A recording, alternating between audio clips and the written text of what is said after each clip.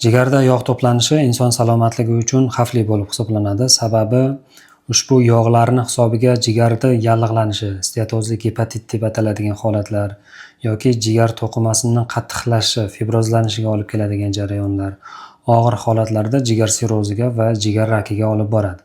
Jarayon faqatgina jigarda o'zi bilan yakunlanmaydi.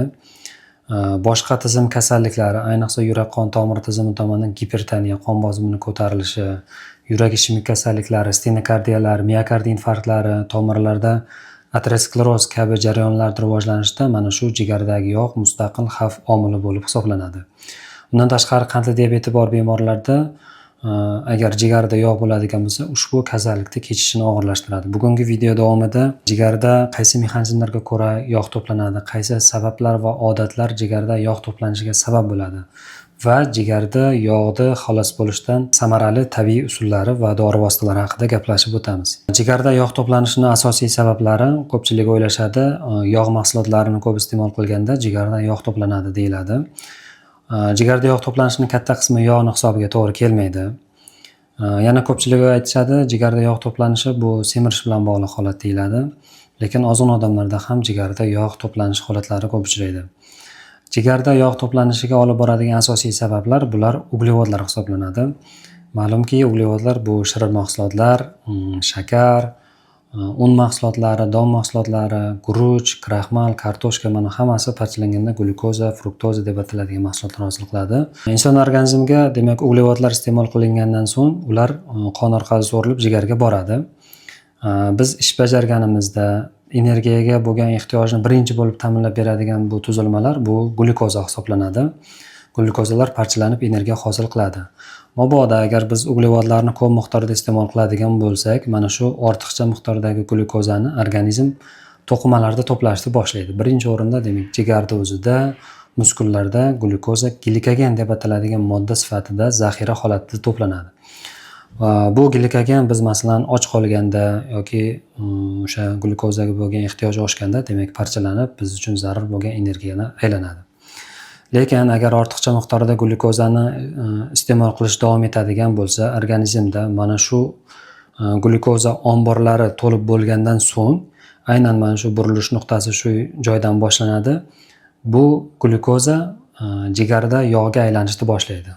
Mana shu de novo lipogenez degan jarayon, ya'ni yog' bo'lmagan mahsulotlardan yog'ni hosil bo'lishi. Mana shundan boshlab, demak, jigarda asta-sekinlik bilan yog'lar to'planib boradi.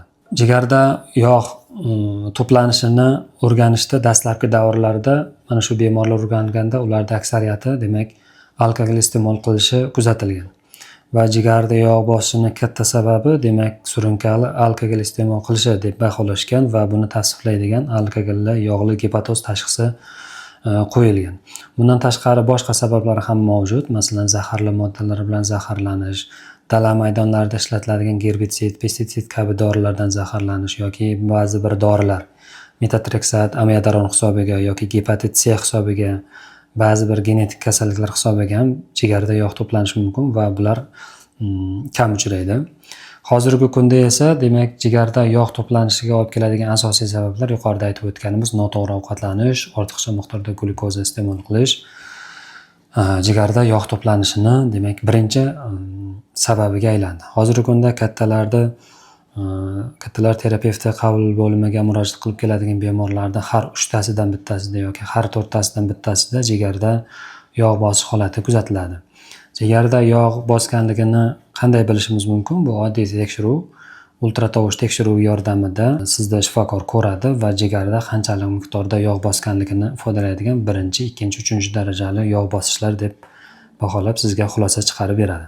Yog'li gepatozda jigarga yana eng agressiv ta'sir ko'rsatadigan moddalardan yana biri bu fruktoza. Fruktoza glyukozaga nisbatan 20 barobar ko'proq jigarda yog' to'planishiga sabab bo'ladi. Shuning uchun agar jigarda yog' to'planish holatlari kuzatilgan bo'lsa, ovqat ratsionidan fruktozaga boy bo'lgan mahsulotlarni olib tashlash, cheklash tavsiya etiladi. Fruktozaga eng boy bo'lgan mahsulotlar qatoriga sanab o'tamiz. Tabiiy toza asal tarkibida 51% miqdorida fruktoza bo'lar ekan, mayizda 37% atrofida, xurmoda 24% atrofida va quritilgan o'rikda 16% atrofida fruktoza mahsuloti bo'lar ekan. Bundan tashqari nok, olma, banan tarkibida ham ma'lum miqdorda fruktoza mavjud. Jigarda yog' bosganda ushbu yog'lardan qanday samarali qutulish mumkinligi haqida o'tkazilgan tadqiqotlar, tekshiruvlar, tabiiy mahsulotlar haqida xulosalarni aytib o'tamiz. Kichik bir tekshiruvda 2 hafta davomida jigarida yog' bosgan bemorlar maxsus diyetaga o'tkazilgan va 2 hafta davomida kuzatilganda bularda jigardagi yog'ning miqdori 43% ga kamayishi aniqlangan. Bu qanaqa diyeta? Bu tarkibida o'sha kam uglevod saqlaydigan, ya'ni kam shirinliklar saqlagan, kuniga 30 grammgacha cheklagan, 30 grammdan ortiq, ya'ni uglevodlar, shirinliklar iste'mol qilmagan. Bularning o'rnini boshqa o'sha oqsilga boy yoki yog'li mahsulotlarga kunlik ehtiyojini inobatga olgan holda diyetaga o'tkazilgan va bu o'zini samarasi bergan.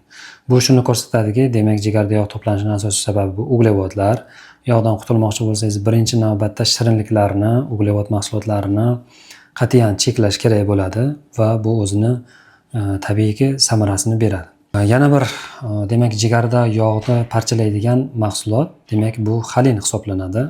Tarkibida xolin moddasini ko'p tutadigan mahsulotlarni iste'mol qilish jigarda yog'ni miqdorini sezilarli kamaytirishi mumkin ekan. Xolinga eng boy bo'lgan mahsulotlar bular tuxum sarig'i hisoblanadi. Jigarda yog' bosgan bemorlar kuniga 2 dona qaynatilgan tuxum sarig'ini iste'mol qilishsa, jigardagi yog'ning miqdorini sezilarli kamaytirishi mumkin ekan. Bundan tashqari xolin moddasi ko'p bo'lgan mol jigarida, pistada, yeryong'oqda, shuningdek karam turkumiga kiradigan mahsulotlarda xolin miqdori juda ham ko'p bo'ladi.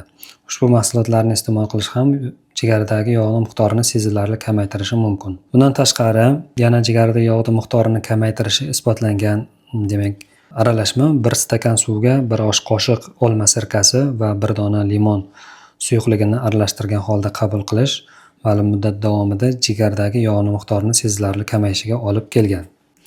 Jigarda yog' to'planganda iste'mol qilinadigan dorilar, bu dorilar to'g'ridan-to'g'ri yog'ni eritish xususiyati mavjud emas.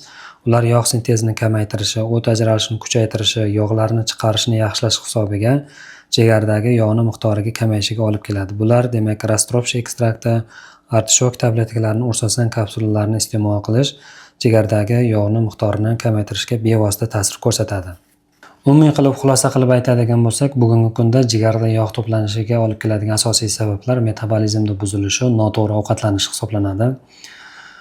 Videoni ko'rgan bo'lsangiz, siz ham izohlarda sizda ham jigarda yog' bosish holatlari kuzatilganmi? Bu yog'lardan xalos bo'lish uchun qanday usullardan yoki tabiiy mahsulotlardan foydalangansiz? Izohlarda yozib qoldiring. Bu bizga va bemorlar uchun albatta qiziqarli bo'ladi.